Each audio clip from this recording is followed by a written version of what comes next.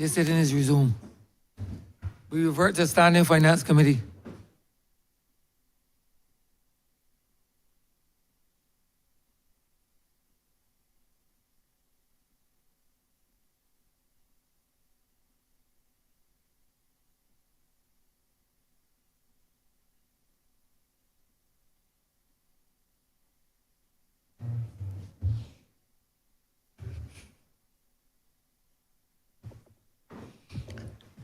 This Honorable House is now in Standing Finance Committee.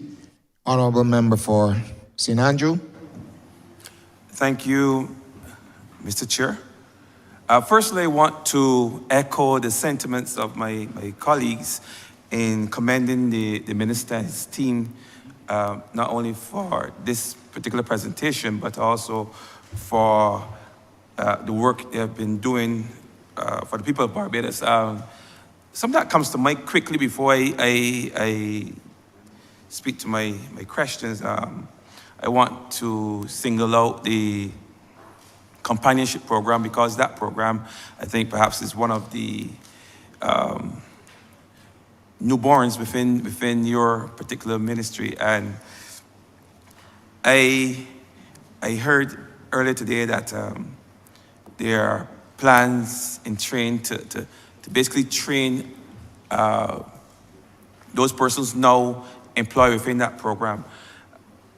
And this is not necessarily a question per se, but I just was wondering if there's as part of this training, there's a particular protocol for persons within that program who, they're the ones charged with caring of the elderly. Many times those persons have an emergency where they become very sick, and sometimes the only one there to make a phone call or to assist them is that caretaker, that person, that companion.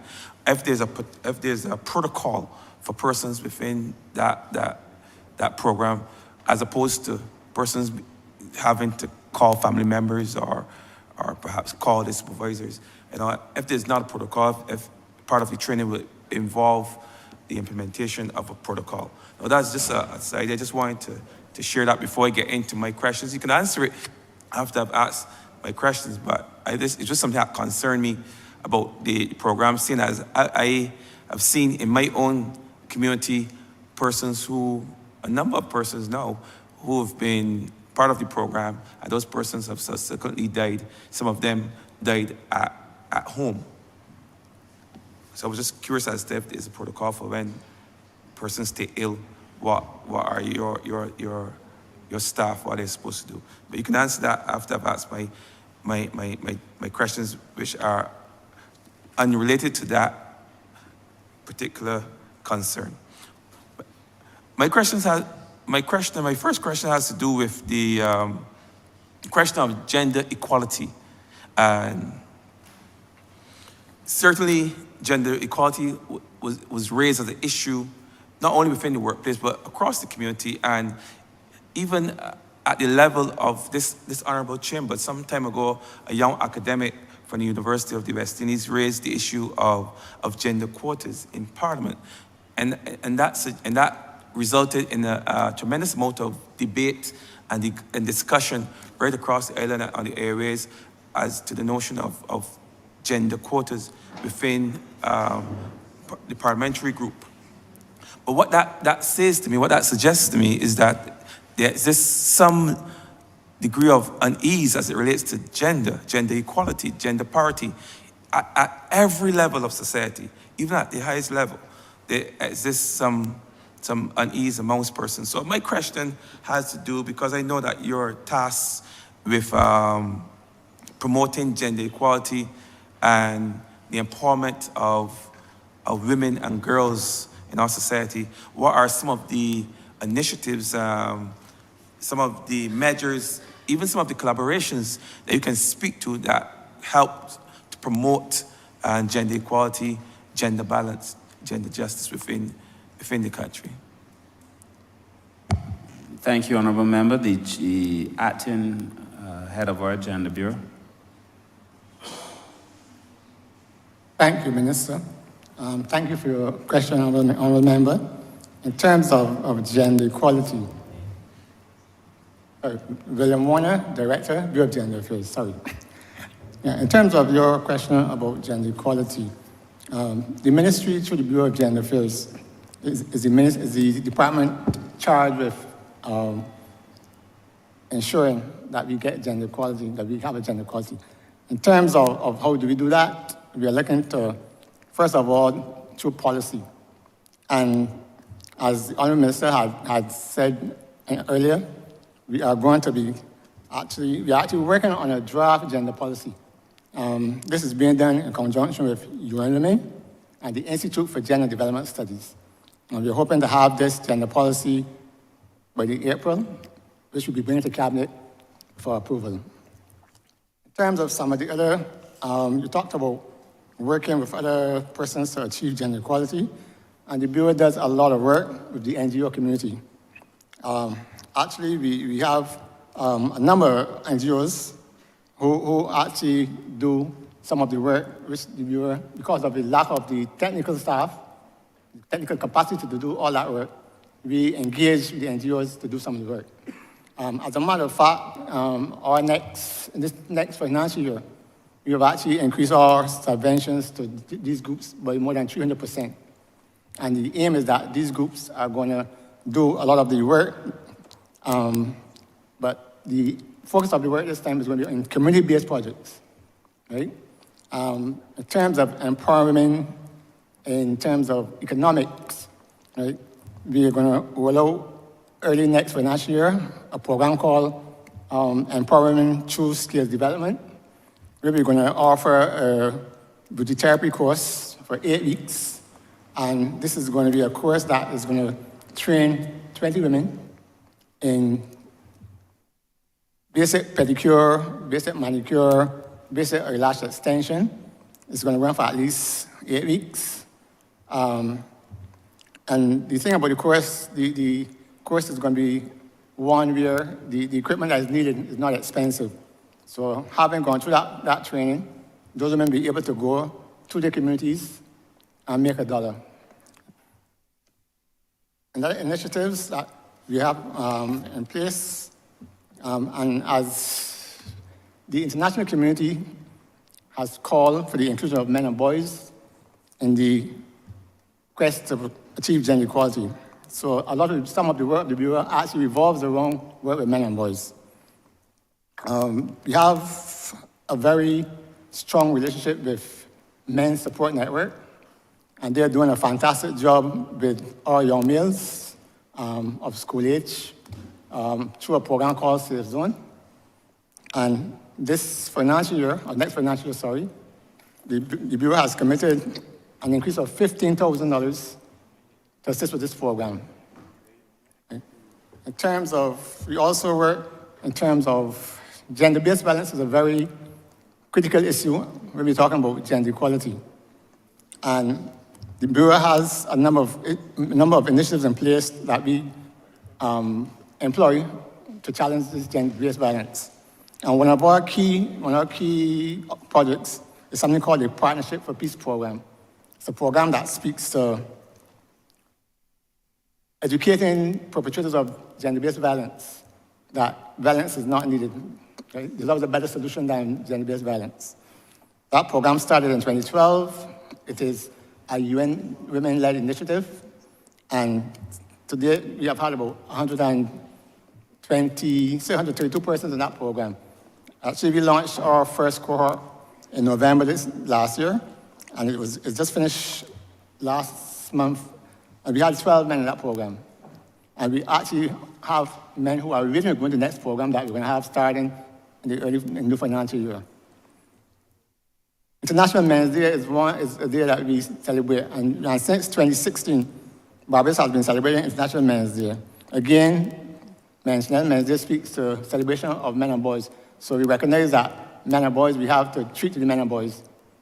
And every November 19th, the Bureau, along with its stakeholders and its partners, we organize a number of activities that speak to men and boys.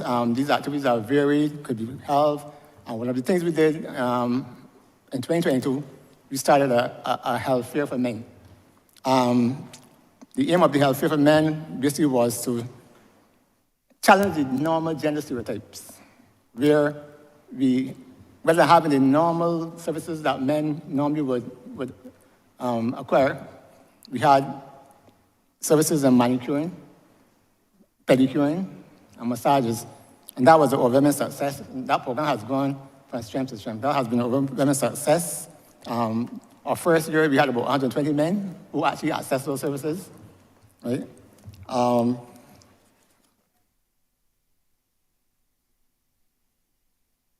Okay, in terms of the women, we're actually going to roll out some more, as I said before, community-based programs, and that is one of the trusts of the Bureau this year, next financial year. We're going to go. We have actually had discussions with our partners, and we have impressed upon them that community-based projects for women, training for women and leadership, those are the issues, and that is the focus that we'll be having come new financial year. Thank you.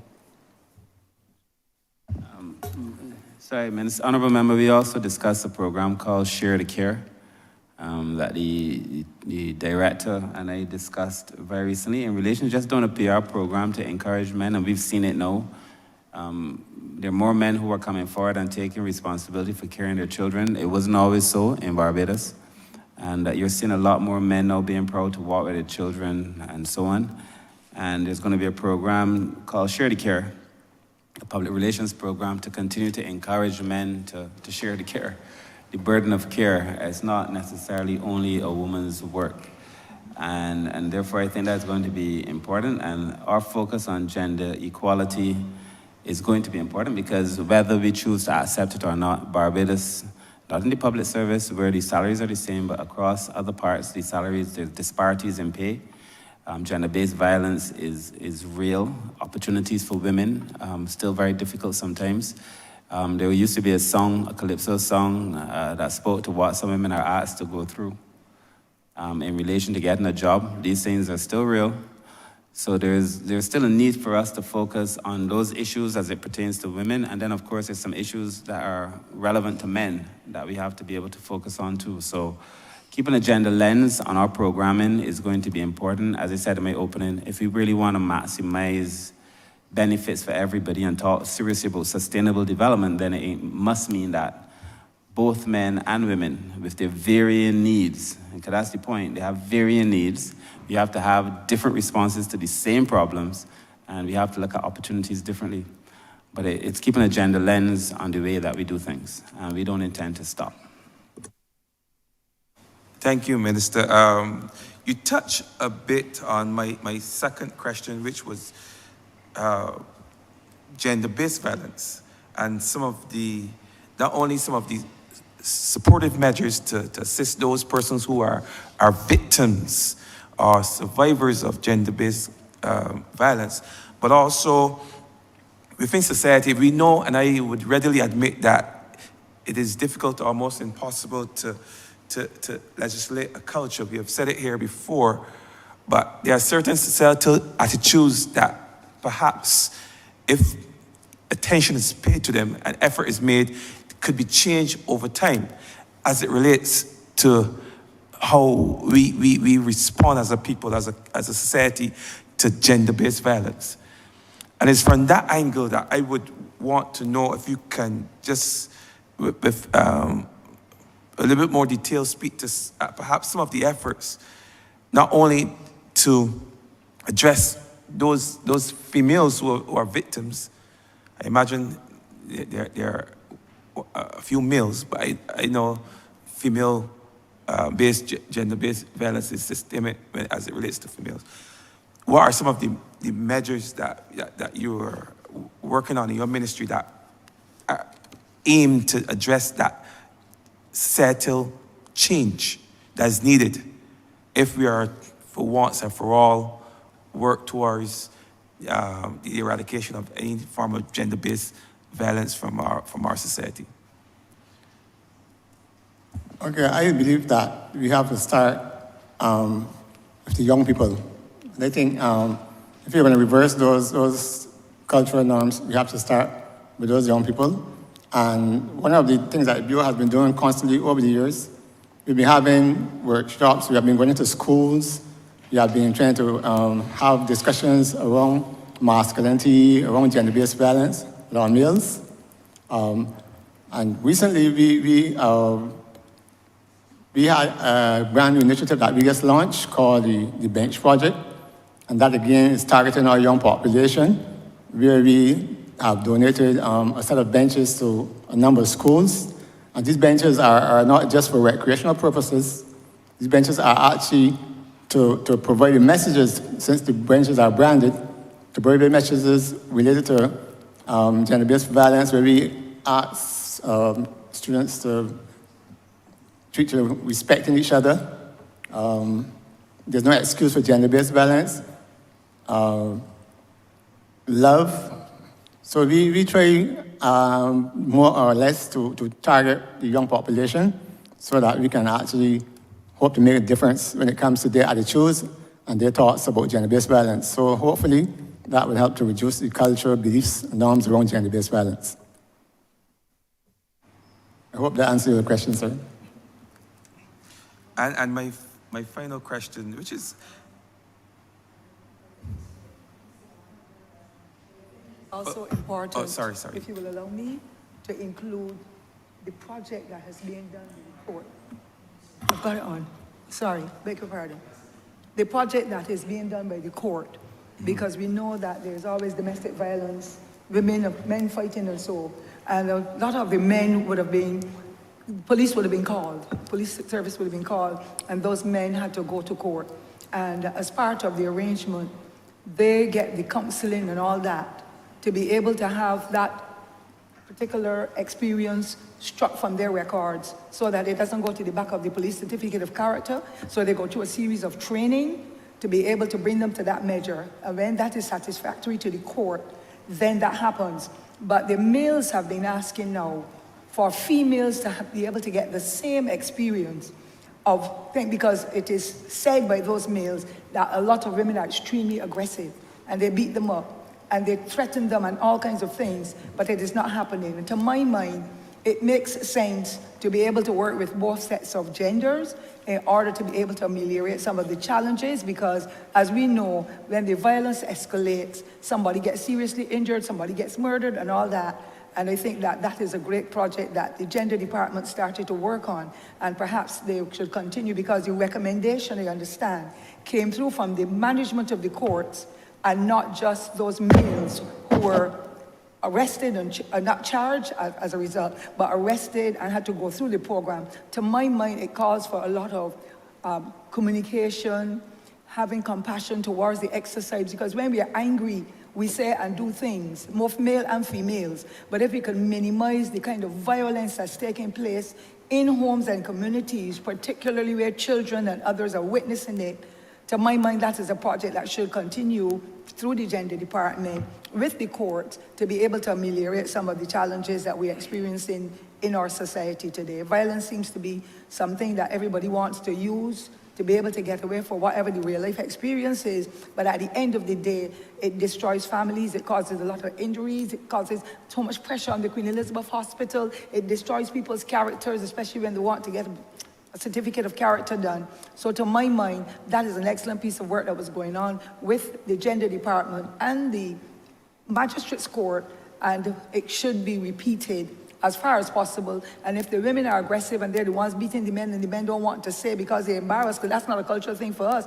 Our men will share their legs, but the women can't respond. But nowadays, the aggression is coming from the other way, and therefore I think it is important that that too be mentioned so that we get a better understanding as to what we have to do in the kind of counseling and so that has to take place to change the whole culture around.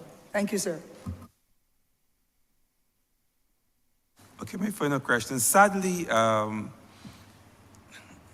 there's a close correlation between gender-based violence and poverty. Oftentimes, many women and girls find themselves victims of violence because they are living in impoverished situations. So in this regard, I would wish that you share with us some of the findings. I know you have done a poverty study, and I would want you to share with us some of the findings of that study and perhaps speak to the importance and relevance of that study at this time. Thank you, Honorable Member. I will ask the head of our social policy unit to speak to the coming poverty assessment in relation to the components and why we need the kind of information that I believe the poverty study will give us. Okay, good afternoon. My name is Rianne Gibson. I'm the research analyst in the Ministry of People Empowerment and Elder Affairs. We haven't actually done the poverty study as yet. The last one was... Officer, just go a bit slowly. Say the name again, because the name wasn't quite clear. My apologies. My name is Rianne Gibson. I'm the research analyst in the Ministry of People Empowerment and Elder Affairs. Right, so in response to the question, the poverty study hasn't been undertaken as yet. There were 2 poverty studies that were previously done, and the last one was done in 2016, and that was undertaken by the IDB.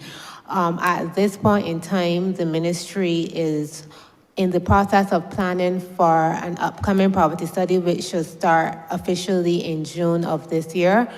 As you were asking, this information, as you did rightfully say, this information is important because it allows us to get the ministry, as we're talking about implementing transformative programs and inclusive prosperity. But we cannot plan and implement programs unless we actually know what's going on the ground, what are the living conditions of persons, actual understanding of their day-to-day, their income, the coping strategies and stuff that they adopt, and then this would be utilized to inform the programming. So at this stage, we have 3 of the regional and international development partners on board, and this would be the CDB, the IDB, and the World Bank, which is honestly, it speaks a lot to the strength of the information that we're going to be able to produce from this study, because in the previous iterations, one was done by the IDB, and there was another study done in 2010 by the CDB, but for this study, we actually have 3 well-known partners in the field that are partnering with the ministry to implement this study. It has 4 components. One is called the SLC, which looks at the statistical quantitative data. It has a participatory poverty assessment, which looks to get information, a more qualitative understanding of, goes into the communities, actually has focus group sessions, interviews with persons to find out more in depth how they're living, how they're coping. And then it also looks at the more macro side for the institutional assessment as well as a macro social economic assessment. So that work should be completed by June next year. We commence, with the reports and everything, the field work commences in June of this year. And once that is done, the information can be produced to inform our programming and also, as you said, to help develop and strengthen the policies that the ministry will be proposing. Thank you. Honorable Member, let me just add, thank you so much. Let me just add, Honorable Member, that this poverty study is perhaps one of the most important things you could have in a ministry responsible for social programming. It is unwise to think that you can do such large-scale programming without proper understanding of the data and the reality. I also heard very casually said that, by the other side, that there's no need to do a poverty assessment. And we all know that that's not the case. We all know that there is a need to do it. In fact, the 2010 study and the 2016 study, both of the poverty studies that were more recently done, were done by the other side. And I recommend the fact that this is a good practice to continue. And we should do a poverty study to be able to get that level of data. So this poverty study is called the Enhanced Country Poverty Assessment, or the ECPA. And as we are doing it with recognized partners to give us an understanding in a post-COVID environment, what are the new realities, and to allow us to devise bottom-up programming to basically tackle the issue of poverty in a comprehensive manner and in a manner that is respectful of the data. It's also good to have data. The Caribbean region has a dearth of data when it comes to the social side. One of the most embarrassing things for me when I was head of social policy, I think it's changed now, was that when you would look at the recordings in the region of the Barbados's contribution to the data, we'd always have all these gaps, always. And so we need to be able to fill those gaps and to be able to make proper programming. So the poverty study is extremely important. I commend the social policy unit for the work they've done so far to take us to this point. And the actual data collection commences in June, but the poverty study has already commenced in terms of the preparation and the design of the research instrument and so on. So it's an ongoing thing, and hopefully we'll have new poverty numbers soon.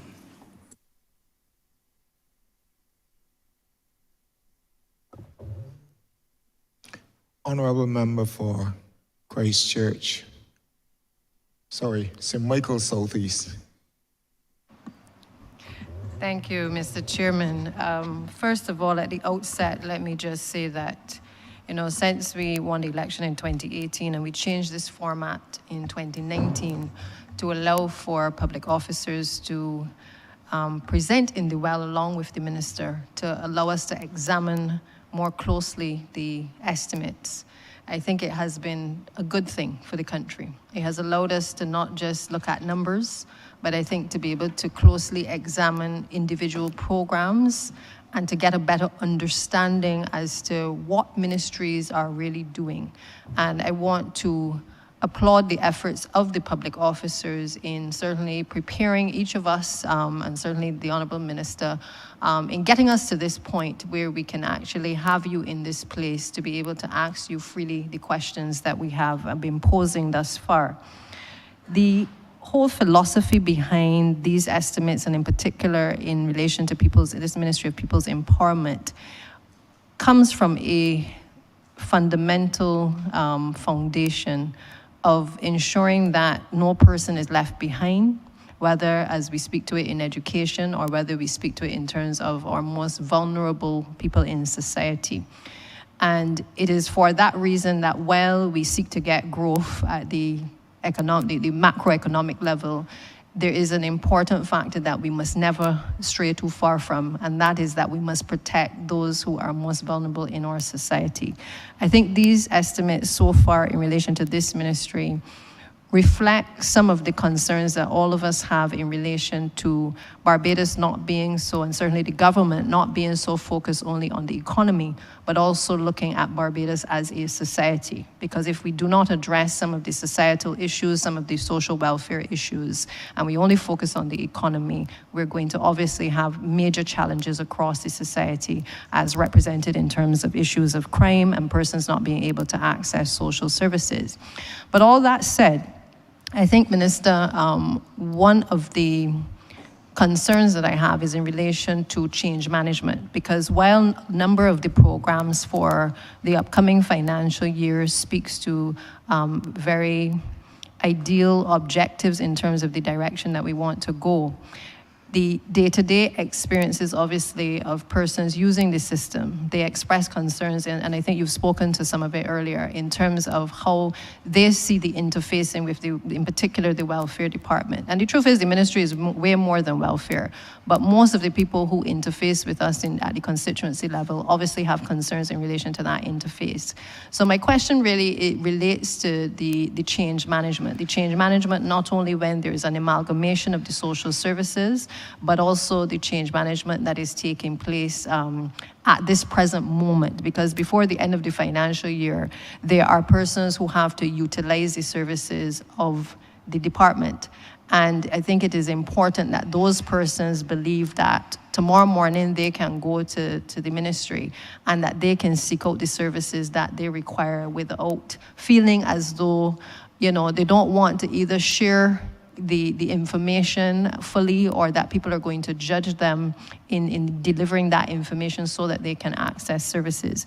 I've mentioned to you, Minister, and to your staff, and I must take this opportunity as well to commend the staff. I too have had the experience of good responses when I certainly have called. I don't think it is because of my position, because I've enjoyed a good relationship with the departments even prior to being in this position.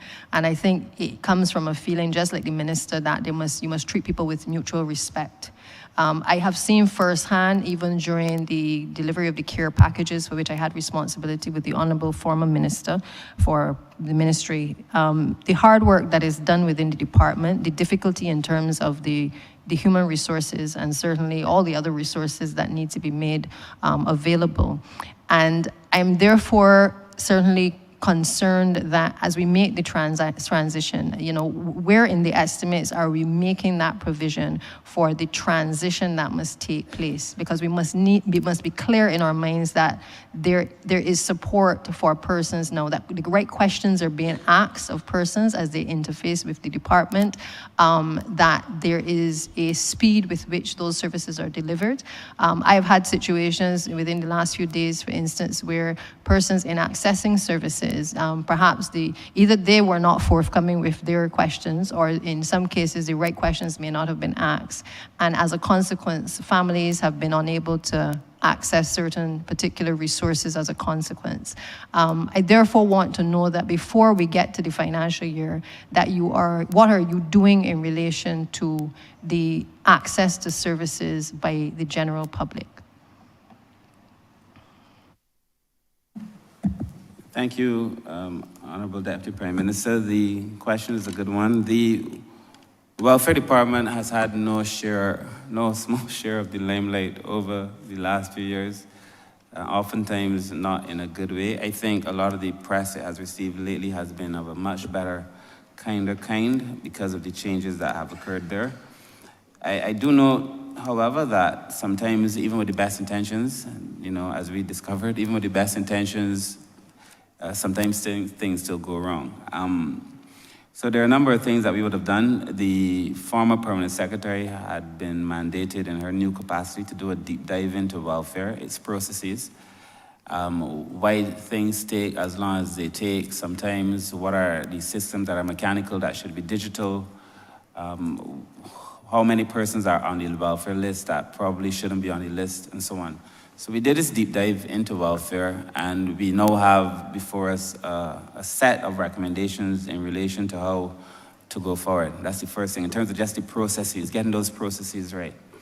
The other thing was that I know the Welfare Department has also done a lot of training in customer relations, and a big part of that is in how do they relate to the public, I also am very, very well aware that by the time most people get to welfare, most people come there angry, you can't go through a level of, you feel disappointed, something has gone wrong in your life that takes you to welfare. Welfare is not the path that you take if everything in your life has gone right, So a lot of people, by the time they get to welfare, are already angry or they're already hurt. And, we know hurting people hurt people, and sometimes they lash out. And you have to understand that most of these social workers understand this. They're very professional. And so a lot of that customer relation training in terms of how to treat persons when they come. We've also brought on the services of a change management expert to help us, because we know that, if I bring together 4 departments with 4 sets of problems into one big department, all I have is one big problem. And so we've been trying to address a number of those problems. We've been having meetings. I promised the staff, and we must get back to it. I promised the staff that I will come and hear, and we've started, but I will come and hear out their problems as long as it takes to be able to help address the problems at welfare, disabilities, childcare, and NAB, so that when we amalgamate, we present the public with a department that has been as sanitized as possible. And I think also when we go digital, this will save some of these challenges. And I don't mean to keep making this point, but I also know that welfare officers have been through a lot. Some people dealing with 400 clients at the same time is not easy. And so we recognize that. And the level of support has been put in place for these persons. That is why we have the fund day.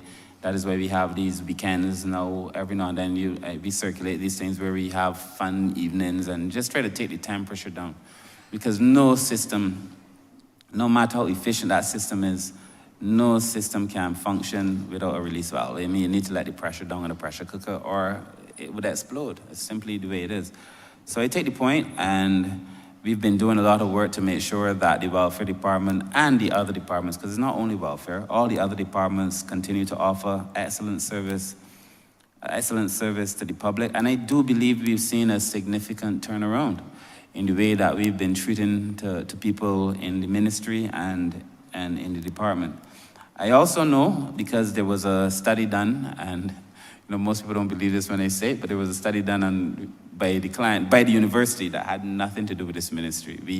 We weren't involved in the data collection, its analysis, or anything. I remember for St. James South when I told her, she didn't believe me, but the study revealed that almost 62% of the clients of the welfare department, when they were contacted, they felt satisfied with the level of service and treatment. 62%. So that's not me.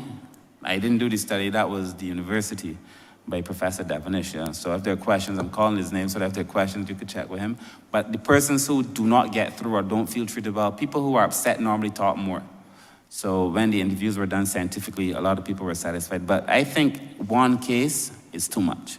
One person who falls through the cracks, too much. So we have to work very seriously to seal those cracks. Today we had an example of something that has gone right and yet has gone wrong. The deputy chief was working to make sure we resolve a situation, which we thought we did, only to find that we hadn't, but through no fault of the welfare department. So these things happen, and we're going to continue to make sure that it becomes the exception and not the rule. Thank you, Minister. And I'm grateful that the agency recognizes that there is still work to be done and that it is a work in progress, certainly, and grateful to the officers for resolving the issue at hand. I want to turn attention, though, to the issue of homelessness. There's been recent reports mentioned regarding about 30% in terms of the increases in terms of homelessness across the country. There are times when I am at Parliament and when we're in a break, I go close to the balcony and I often would look outside and I would see a number of the persons who are homeless on the streets, on the outside. We can see when they're being fed. You almost see a scarcity of persons, and then all of a sudden you see a number of people in the square. And it troubles my soul, because I also know that even with the hoarding of the NIS building, we recognize that persons were displaced from being within the city areas as well. And we've seen an increase in the numbers, certainly even by the old Louis Lynch Secondary School, and other areas popping up across the city. My question to you, though, is that while we have put a lot of resources in relation to the Barbados Alliance to End Homelessness, a trend has developed in recent times as it relates to women and children going into the shelter. And I know that we can never do enough, I think, as a government to provide emergency housing. While that is certainly high priority, there are obviously challenges, especially as a result of Hurricane Elsa, that have set us back in terms of our housing program. So while it is ideal, we certainly have not yet met the mark in being able to provide that housing. I know that some of the challenges you face as well in your ministry is as it relates to being able to provide housing. You often say to me, Minister, that your ministry does not provide housing. It is not the housing ministry. And therefore, my simple question to you is, how does that relationship work with the shelter? Because it cannot be that when people are being evicted out of their homes, that they find themselves, particularly with children, within a shelter. A shelter is no place for children. I have seen some kids having to go to school, in some cases, from the actual shelter. I know that efforts are made to try to get them out as quickly as possible, but where in the estimates are we looking at this as a trend that has developed, and what are we doing in terms of the resources to apply to that particular concern that has been expressed in the media? Thank you, Honorable Deputy Prime Minister. Let me say that the situation with homelessness has obviously captured our attention as well. That is why the ministry is engaging in a policy to help us with the homelessness situation. We've also just done a count of the homeless, the first point-in-time count of homelessness in Barbados, a count that I think we have to repeat to be able to get a proper mean. But that count showed that there were 200 and something, don't have the exact figure, persons at the time, but I think we need to do that about 4 times, so that you get an average, different days, different times of the year, different times of the day, to be able to get an understanding. of the situation of homelessness. And then, of course, as you're aware, we supported the Alliance to End Homelessness and since we came into office, with $500,000. And that $500,000 was meant to do a number of these things. I expressly stated when I began my philosophical belief, which is that the ministry has to deliver a lot of its programming through the NGOs that are there to do this work. If you want to exist in an NGO and you do the work, we will support you. And that is why you would find the HIV community, the gender unit just mentioned that they work with 9 persons and gave them more financing. We gave more financing to the battered women's shelter. We supported NGOs around the elderly. We've been supporting NGOs because the philosophical belief is that the government could facilitate, it doesn't necessarily have to deliver. My challenge is this: when I do that, based on my strong, deep-rooted belief that we will support an alliance or any other shelter, it becomes very difficult then to be told you're not doing anything when the financing has been given to you to help the government do the work. And I feel like that is my honest assessment of it. The government has assisted on that level. We've supported the alliance. I do know, of course, in the whole scheme of things, were we to try to do it, it would cost a lot more than $500,000. And there's a lot more to be done in that regard. As it relates to women and children, I am not yet convinced that we've seen such a mass increase of homeless women and children. I would tell you that there have been some women who've been displaced with children, yes. But there have been a response from the ministry that is enviable. Most of the cases that we are made aware of where children are involved and women, through even before the resilience units was established, we have placed a number of families. We don't beat our chest in the press, but a number of families, women and children, have been placed. I do not believe what we need as a solution is a facility for women and children who have been evicted. I think in circumstances like that, we need to find housing and offer the support, because institutionalization is not necessarily the best response. And nobody wants to create an institution for women and children. Of course, there are cases where you have battered women, and for their own safety, you have to put them in a place where they are safe. And we have, in both instances, we have to work with the NGOs to make sure that those NGOs are in a position to offer the kinds of support services that they need. But I will never be the minister who would suggest or support the building of a facility for women and children who are evicted, never. I think in those cases, first of all, we have to work to make sure that it is minimized.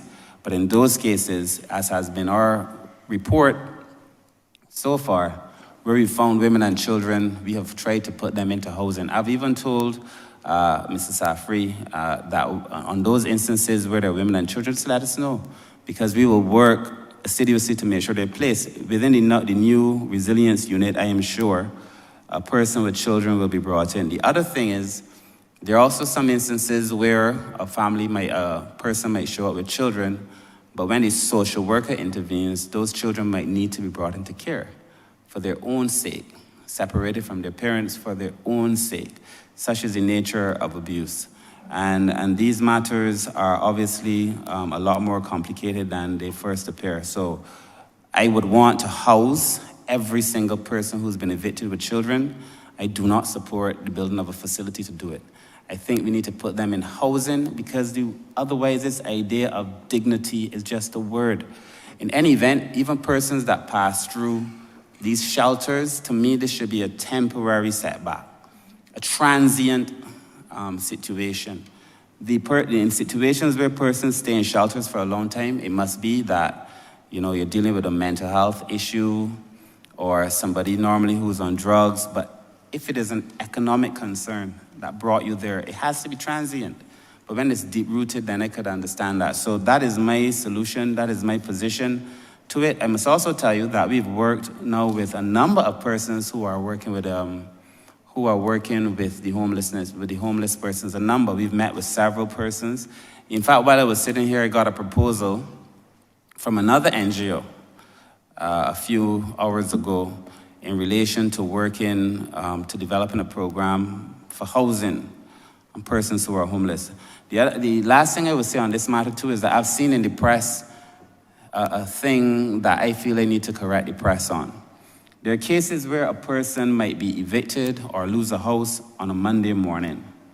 By Monday evening, the newspaper reports the homeless figures in Barbados have gone up. I just thought that's salaciousness. The truth is, just because you're displaced, it does not mean you're homeless, especially in circumstances where by the end of the night, that person is going to be housed in some facility temporarily and then placed in hopefully in permanent housing. So yes, where homelessness is genuine, we have to be able to deal with it. Yes, I still strongly believe, and this is my view, we have to support the entities that are delivering this kind of work. And thirdly, I do not, at this point in time, believe that we need to create an institution for women and children, unless it is a case where it's a battered women and battered children. Where it is a transient situation, I believe that the best thing is to treat those persons with dignity and place them in housing. That is why we created the Resilience Unit. And we remain open to discuss these matters with anybody who's willing to discuss these matters with the ministry. Thank you, Minister. I think that answers the question in terms of the direction that we're going. I think the resiliency unit is a step in the right direction, particularly as it relates to emergency housing. And to your concerns regarding particularly women who are in domestic violence situations, I think the ongoing relationship with the NGOs to be able to house persons and to find adequate housing certainly would be welcome. Now, that leads me to the other issue as it relates to the elderly persons who are also homeless as well, because while some of them can be accommodated in the shelter, what we're also seeing is that a number of them also are suffering with various health issues, but also mental health issues. And I'm also curious in terms of the collaborative efforts that may be taking place in relation to the health ministries to be able, or psychiatric hospital more specifically, to be able to help that situation.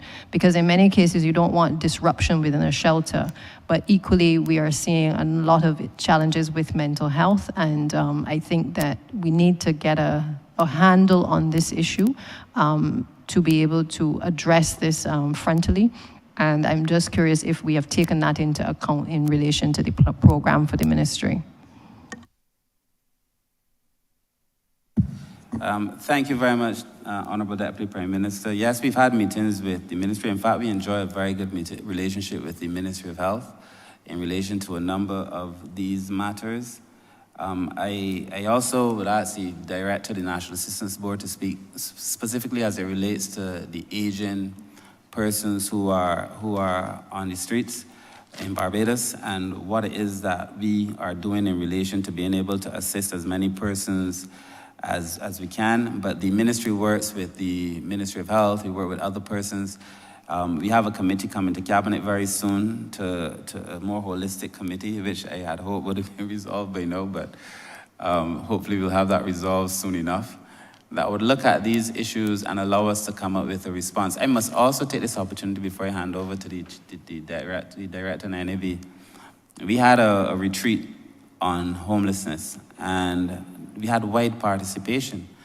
And we had the usual persons who come forward, the people who are involved in the business, but we also made an invitation to the private sector associations, the Barbados Chamber of Commerce, the Private Sector Association. They all came, and I must give kudos to Tricia Tanis as head of the association, and because she came and she stayed and actually made a serious, significant contribution to the conversation on homelessness.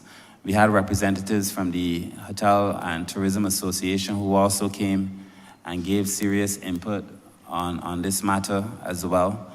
And so I know that everybody is concerned because it's everybody's business, you know. We want to be a society that cares, it's everybody's business. But I also feel that the solution must lie in everybody, you know. The solution cannot be a one-man solution, it cannot be a ministry solution, it has to be a whole of nation response. But I will let the director of the NAB speak. As it relates to homelessness among older persons, from where I sit in the National Assistance Board and the referrals which are made, we have not seen any drastic increase in the number of referrals which are coming to us for homeless persons. There are 2 facilities which we presently use as transitional accommodation. We have the Clyde Gollop Shelter for men. And while we say that it's transitional, in essence, a lot of those persons there eventually become long-term, or it's like revolving. Once it's seasonal employment, you see that they move out. And then sometimes it is not, if they do get short-term employment, is not usually sustainable for them in terms of renting houses. We have had some successes with them where we work with them, we work with the landlords, we work with the welfare department, really to get those persons back into the community and reintegrated, acknowledging that we will not be able to save all of them. This Lancaster House has recently been refurbished. Every single person that has come into that facility, and we normally say in the first instance it is 3 months, but we know the issue with housing, it's highly unlikely that persons will move out in 3 months. So sometimes we're in for the long haul. There again, we work with, we have been able to work with some of those persons to get them pensions, they can function in the community, and therefore they've been able to transition to our Vauxhall Senior Citizens Village where they now pay rent. So Lancaster is there, it is available, it is open, and we are very much open to taking referrals for homeless older persons. Thank you, Minister. Go ahead. Sorry, Honorable Deputy Prime Minister. I was just thinking, lastly, the last thing I would say really is in relation to some of the abuse we've seen on the streets of the homeless. And it is something that Safri has spoken about. It is something I've spoken about, the director has spoken about. I don't think any right-thinking Barbadian would support it. It is crazy to think that persons on the street who are on hard times, should be the victim of abuse. But in some cases, that's the reality. And it's an unfortunate reality. I do not think that I need to say that if a person, whether the person's on the street or living in a castle, if that person is abused, it becomes physically abused. If the person's money is taken, if the person is stabbed, beaten, if these things happen to a person in this country, then I totally support the police getting involved and dealing with it. And, we've advocated for it. I don't know that I need to pass any new laws for that to be the case, to be honest. I think that's the case now. That if a person is abused physically, that the police, it becomes a police matter. Even if it is reported, we still have to go to the police. The new laws that we are passing will make it easier for us to deal with financial abuse. Although the director would tell you that financial abuse oftentimes is very difficult only because in circumstances where it's family members feuding or older persons who say, when they're dealing with dementia, may say something now and then say something later, or out of fear may not speak when the relevant authorities are there. It is not as easy and as straightforward, but in cases where we know somebody is abusing an older person, then I absolutely support that person being brought before the law courts and charged. And our new legislation, when it is finalized, will make sure that that is the case. We also have to strengthen the NAB as part of the Directorate for Elderly, as part of the Family Services Authority, to have the officers to be able to go out and do that kind of work. So I think, truth to be told, we are all of like mind in this matter. And the question now remains for us, one, to continue to engage the police to follow up, to do this work. And then, people will tell you too, a lot of persons on the street, I was having a conversation again very recently with Kimar Safri, and a lot of those persons on the street, it's very difficult to get them off. They want to go back on the street. Some have businesses operating from the street. And so it is difficult sometimes to get them off the street, but we are going to continue to try to do so. When we were in Japan, we were exposed to what they do there, and they have officers. This is why we think the resilience unit is going to make a lot of sense, to go out and track the persons, encourage them to go in. And if you have a drug problem, then you have to go and seek help for it. For the persons, you got to help people to help themselves. So these are some of the things that we're going to have to look at, but I want to make the final point that I remain very committed to working with everyone who is doing this kind of work, because my fundamental philosophical position can't change, that the government is best suited for facilitating the delivery of services. In some cases, it does not necessarily have to deliver all. Where there are gaps, then we have to create the government agencies to be able to deliver adequately those services. And so, again, I'm concerned about homelessness, and hopefully with the opening of when it's economic homelessness, with the opening of the economy and people finding work again and so on, when we put the resilience unit to working to give counseling, to help take some people, because the resiliency unit is called resilience and reintegration. So to bring people off the streets, to bring people away from those circumstances. The HIV Commission has been changed to a well-being and HIV, recognizing that well-being is part of this social behavior change and helping people to curb certain practices. So the focus of the government is to help, but to help in a real way. Not necessarily to be throwing beds at the problem, but to be throwing resources and assistance and support at the problem. Thank you, Honorable Member. Thank you, Minister. The Honorable Member for Christchurch South. Thank you. Thank you, Mr. Chairman of Committees. Minister, I am directing my attention and yours to page 175 of the volume, in the event that you have it. And that relates to the Welfare Department and money spent in and by that department. And I am taking you to item 314, that is grants to individuals. And there was an actual expenditure in year 2022-2023 in the amount of 41,820,142. That is to the nearest, that would be, we would describe that as $41.8 million. Now, this year's budget estimate, and that was the actual expenditure. This year's budget estimate is in the amount of $33,543,176.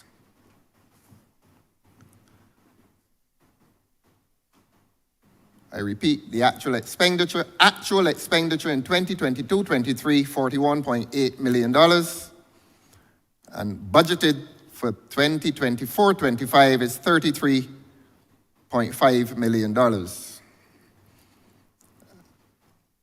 which on the face of it is a decrease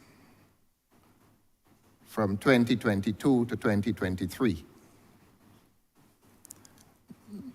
Now, we all know that these estimates are supervised by the Ministry of Finance, and there's a sense in which your responsibility relates only to the claim, except that the decision to budget comes from the Ministry of Finance. On behalf of the public, I would ask, in an environment of reasonably high unemployment, in an environment of inflationary trends, could we explain why the figure that is budgeted would have decreased?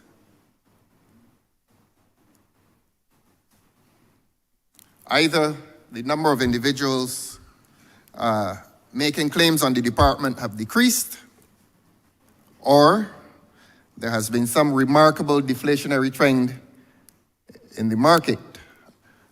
I don't think the latter is true. The ministry may know if the number of individuals have decreased, the actual numbers of the individuals have decreased, or whether a decision has been taken to assist fewer individuals. Minister, is there some explanation for this decrease? Thank you very much, Honorable Member. I will begin and then I will let the Deputy Director speak. The 2022 to I will also take this opportunity to help explain how estimates Yes, please. actually work. Yes, yes. The figure you're quoting is the actual expenditure. Yes, The number that you're comparing actual expenditure to is budgeted expenditure. yes, correct. If you were to find the files for the year before that spoke to the budgeted expenditure for 2022-23, it would be less. It would probably be about $6 to $7 million less. You would also know that the 23-24 figure does not right now include, we went for a SUP for about $6 million. Yes, So these figures next year will not be 32 million, these figures will be about 37, 38 million. yes, you go for supplementals. Exactly, so this figure, the 41 million would include the SUP that would have been experienced in that That's first correct. year, right? That's correct. When we finish this year, we now have a SUP coming for $6 million also for this year. Yes. So our figures would increase by an additional $6 million. So there's a $6 million, or there are about $6 to $7 million that happens as a result of this SUP. So when you compare actual expenditure to budgeted expenditure, you're not comparing apples and apples. That's the first thing. But the second thing is that the numbers here, the 2022-2023 figures, you would appreciate we were still dealing with COVID. And coming out of COVID, I made it very public that there was a temporary increase in the number of persons who were presented to the welfare department. I've also said publicly since then that we've seen a petering off. The numbers have organically come down because the economy is opening. And honorable member, with the greatest respect, I do not know where you get the idea that the unemployment figures are high. The last unemployment figures I heard were actually very low. Unless you and I don't agree on the central bank's actual figures. So what I'm saying is that the numbers here would represent the fact that more persons would have found work. And then the welfare department has been very honest that there's been a review of the persons on welfare whose circumstances have changed. And I think about 1,100 persons in the initial instance were having gone through the review, were deemed above the amount of support necessary for welfare. So the figures that you're comparing, one, they're not as off as you might first think. And then given that this was the immediate post-COVID effect, you would expect that those numbers would be higher. And then given the fact that we've done the review and that the economy has opened, persons are working. Yes. The COVID explanation may be a valid explanation. The question as to employment figures may present us with some difficulty. The increased employment may have occurred within areas other than manual labor. I think all of us in this parliament who sit as parliamentarians are aware that over the last year, those persons who were involved in manual labor were sent home. And those are the persons who would normally apply for welfare assistance, so that when we speak of employment fluctuating, the employment figures fluctuating, one may want to suggest that among, let's call it unskilled labor, those figures, those unemployment figures, I don't think have dropped. But permit me to move to my second question, accepting the COVID explanation, because I thought so as well, but I wanted you to give the explanation since you sit in the seat. But I still insist that unemployment figures have gone up in relation to unskilled labor in this country.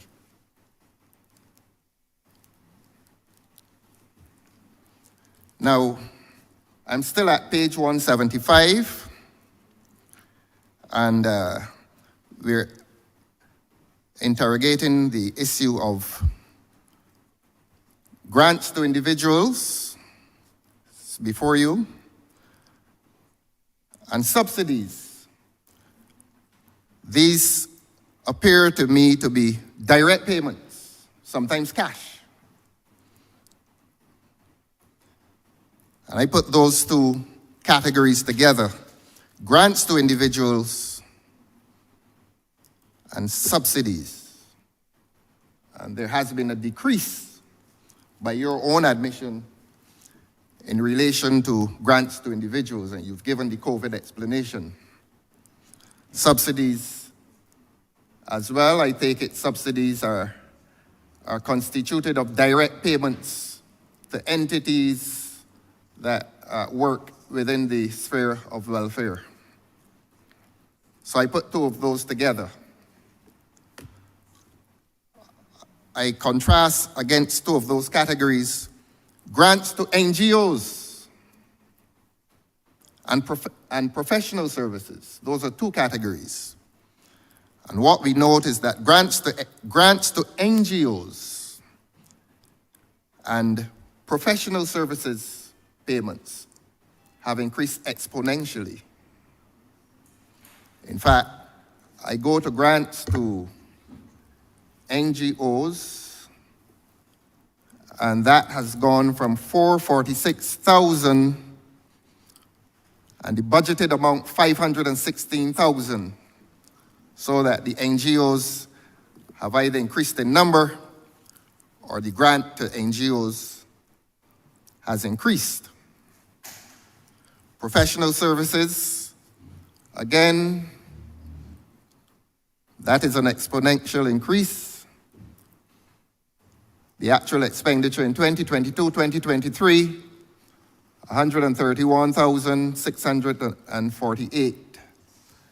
And that climbs remarkably high to 511,000. At quick glance, that is a rather high percentage increase, albeit budgeted, Minister, budgeted. Now,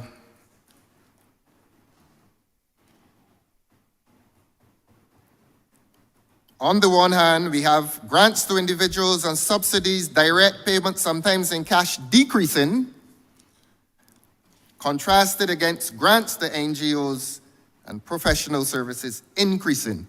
Are we able to explain to the public this dichotomy? Two increasing, two decreasing. No. Thank you, honorable member, sir. I take the question first in relation to the subsidies and the idea that it's cash payments. Mm-hmm. I would hate to take you out of the realm of the salacious, only to tell you that this is money that goes to Transport Board directly to pay for free. There's always an explanation. I accept it. To allow the older persons to ride free on the bus. Mm-hmm. There's no story here.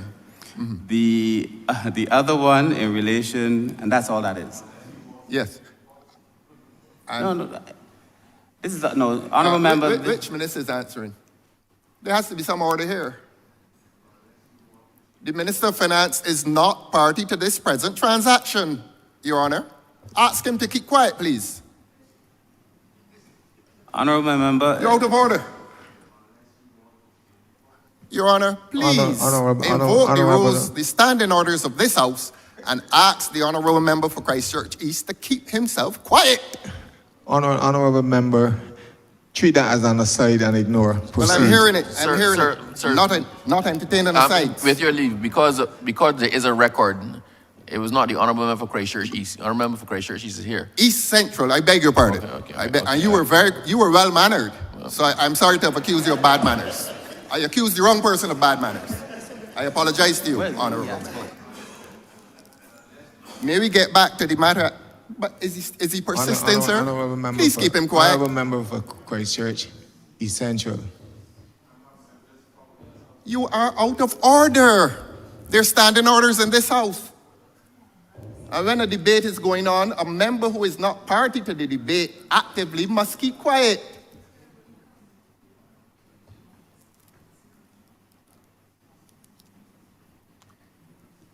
Honorable member. Yes, thank you, Minister. Thanks, Chair. May I proceed, Chair? Yes, Minister, you may proceed. So the grants to nonprofits are simply the ridership on the bus the subsidies are simply the ridership on the bus. The grants to nonprofits, which you call a substantial increase, and I thank you very much Yes. for your kind words. Yes. Because this is money that we pay to Salvation Army. We've increased the support to the Salvation Army, in itself a good gesture. You recognizing that the philosophy we express is consistent in these numbers, in that we are supporting NGOs to do a lot of the work. So that explains the 3. The number for the professional services that you see here, we have brought on contract social workers, some temporary social workers to help us deal with the backlog that other members would have complained about, to bring us as we go into the amalgamation with a clean slate to get rid of that backlog. So this represents the increase in temporary social workers to help us get the backlog. So I hate to tell you, but I know you're probably genuine in intention, but there's really no story here. No story intended. And you did use the word salacious. Nothing here is intended to be salacious. The public has a right to know. This is public money. And when the questions are raised on behalf of a public that is heavily taxed in this country. Honorable member, I'm only speaking in relation to the fact that you kept saying it could be cash money, it could be cash money. Yeah. I'm just letting you know that Yes. this was just straight up transfers to the transport for that particular one. Yes, honorable member. Nothing salacious. I just want the public to know. I know that was not your intention. I'm just Don't hide it. but there's nothing to, as Precisely. I've just explained, I've hate to expose you to the public ignominy of explaining how to read the estimates, but I feel like I've had to show you how to read the estimates in public, and I feel bad for having had to do that to you here. Honorable member, nothing salacious. Nothing salacious. The public has a right to know, and that's all we're exchanging on. I agree with you entirely, and Thank I'm you very happy much. to have the opportunity to teach you how to read the estimates. Precisely, and I'm learning. And the public and I are happy to learn.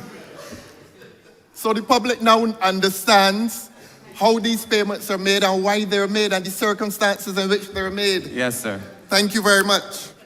The public will continue to wish to know with the next question. Nothing salacious. Question 3. You've done well.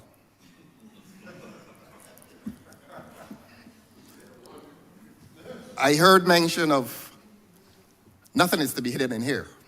I've heard mention of the Barbados Alliance to End Homelessness. I had intended to ask about it, but it was raised by another member. And my curiosity became aroused. When this organization is receiving these payments, does government audit? Does government provide project management supervision? Or is this, I think I heard the sum of 500,000. Or is the sum of 500,000 just given without supervision, without more? Please tell the public. Nothing salacious.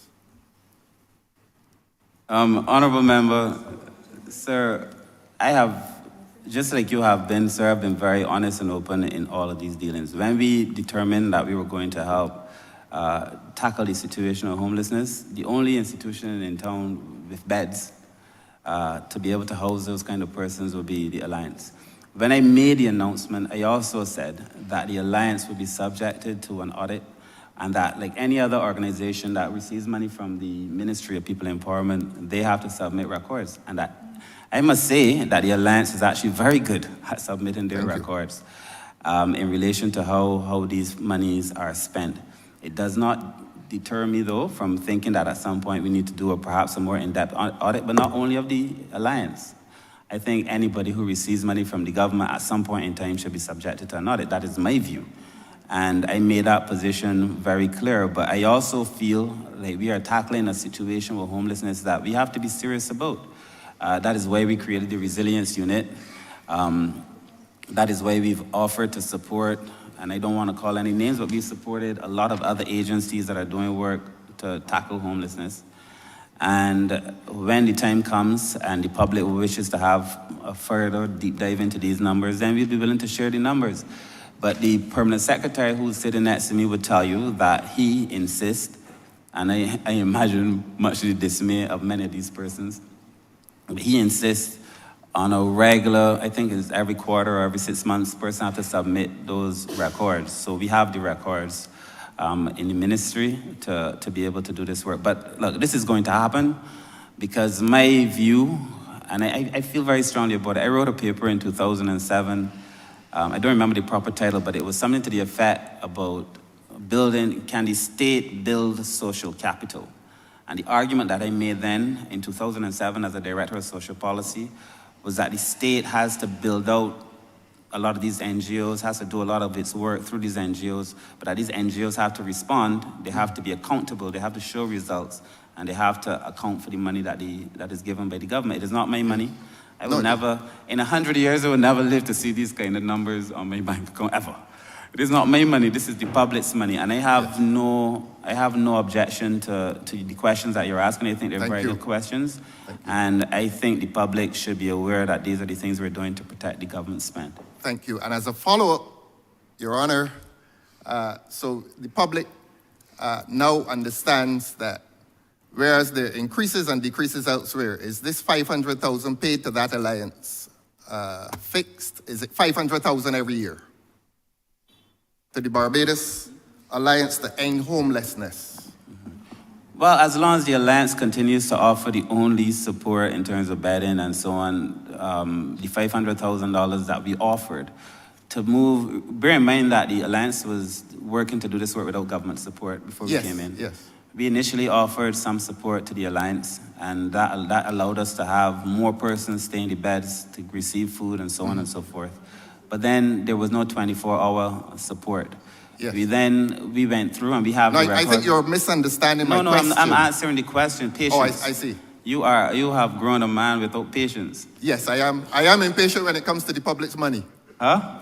When it comes to the public funds. You are impatient when it comes to the public funds? Impatient. Oh, Impatient. Okay. The point is this, though. The $250,000 that we've now allocated to the Alliance is to make sure that we have a 24-hour shelter. As long as we need that Alliance to have a 24-hour shelter, the answer to your question would be that we will continue to offer the support. So there was an additional $250,000, so it's $500,000 that we give to the Alliance to End Homelessness. And as long as they continue to offer the support to the government to tackle homelessness, then we will offer the support. But I should tell you that what that came with was a schedule of the persons that had to be employed, the times that they were going to work, the persons that were brought in on contract, the cost of food. There was a full budget that we went through and that we examined before the finances were passed. Yes, but what I'm following up and asking is if you are paying $500,000 every year to the Barbados Alliance to End Homelessness, if that is the amount being paid, and the public may ask an additional question, for how many years has it been paid, and for how many years is it intended to pay them $500,000? Let me answer the question again, because the honorable member, I've answered it, I'm going to answer it again. Honorable member. Yes. I'm seeking clarity on behalf of the public. Just seeking clarity. I'm giving you clarity on behalf of the public, or whichever constituency you now serve. The $250 was given when we first took office. I think Minister Ford would have been minister, and that was monies given to help the Alliance. At that time, and at that time, it was to allow persons to stay in the shelter, to expand the shelter, to have food, and particularly during COVID. Yes. When people were up against it. And as the former minister is saying, that money was accounted for. You can see the records. Yes. We then increased this financial year, by $250, so that there will now be $500,000. This will be the first year that the Alliance to End Homelessness will receive $500,000. This year, it received $375,000. Yes. Next year, it will receive $500,000. That's what the public wants to know. But I've said, the public, I don't know, sir, if you just arose from a sleep. I said this publicly. Yes, I was sleeping through all the long hops that were bowling in here today. You're bowling some now, but I explained this when we had the press conference immediately after cabinet. I explained it.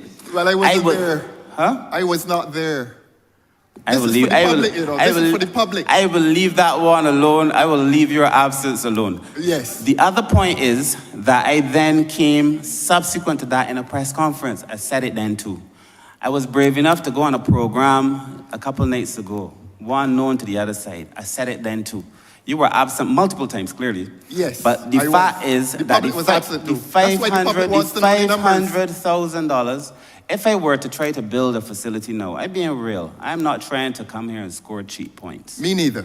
I'm not sure about that. Me But neither. if I- Don't become if- irascible if I'm asking questions on behalf of the public. If I were to try to create an agency right now to deal with homelessness 24 hours, a government agency, you know very well that it would cost us a hell of a lot more than the $500,000 that we're paying. It would. And we currently don't have that facility. I must tell you that I, like any other member, I want to be sure that the government's money is being used for the purpose for which we said it should be used. That is why we asked for the figures at the end of the day. That is why I said when I made the announcement, one of the three that you missed, that every occasion we will be auditing persons who receive certain monies from the ministry. It is not new. It is a position that I held even when I wrote the paper that I told you about 20 years ago. So, honorable member, that is the reality. Yes. As it stands, sir. And don't get angry. No, I would say the same to you. You just had a temporary And- outburst. I've No, never been and disappointed in you all other until ministers then. who come here will understand I am not going to be bowling long hops and full tosses. They will answer questions that the public remains curious about. And you've done well, Minister. You have done well. I appreciate this, but I don't know where you're touting your own horn because I don't know what you call a long hop. You're misreading of the I estimates. heard a lot. I saw a lot of long hops. Honorable Leader That's of why I the- went to sleep. Honorable Leader of the Opposition, I beg your I pardon, asked sir. you three questions. I went to sleep. Foolishness. I don't watch foolish cricket. But you did well, Minister. As I expected. Honorable Member, you may wrap up.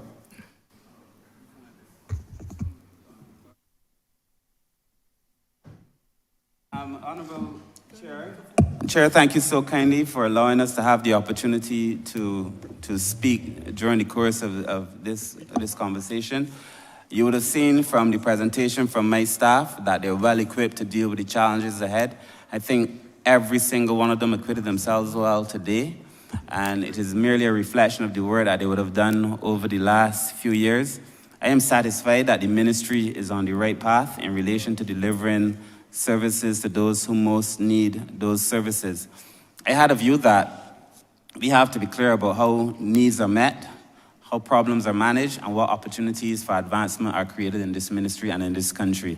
I also had a view that that growth must be inclusive growth, and I made the point earlier that any kind of progress must be inclusive. Inclusive prosperity must be the way forward.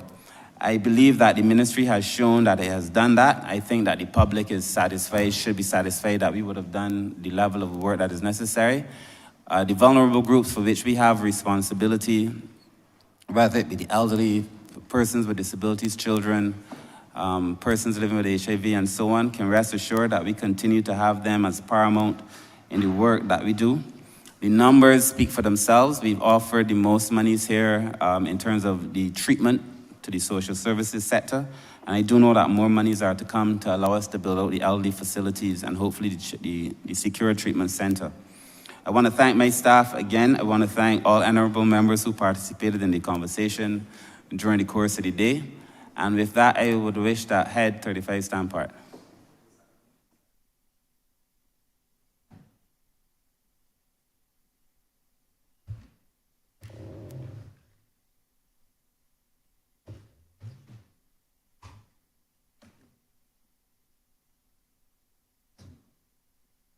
The question is that Head 35, stand part.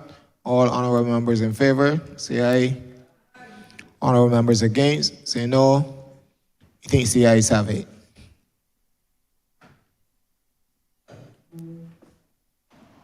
Honorable Leader of Government Business. Mr. Chairman, I beg to move that you do now report progress to His Honor the Speaker and beg leave to sit again. The question is that I do now report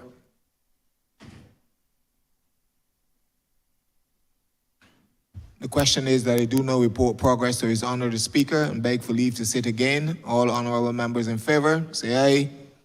Honorable members against, say no. Methinks the ayes have it.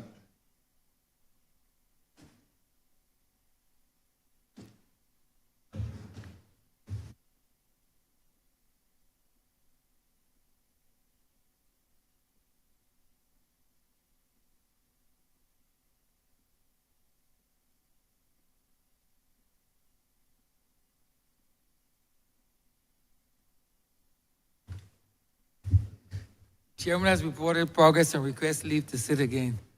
Honorable Leader, Government Business.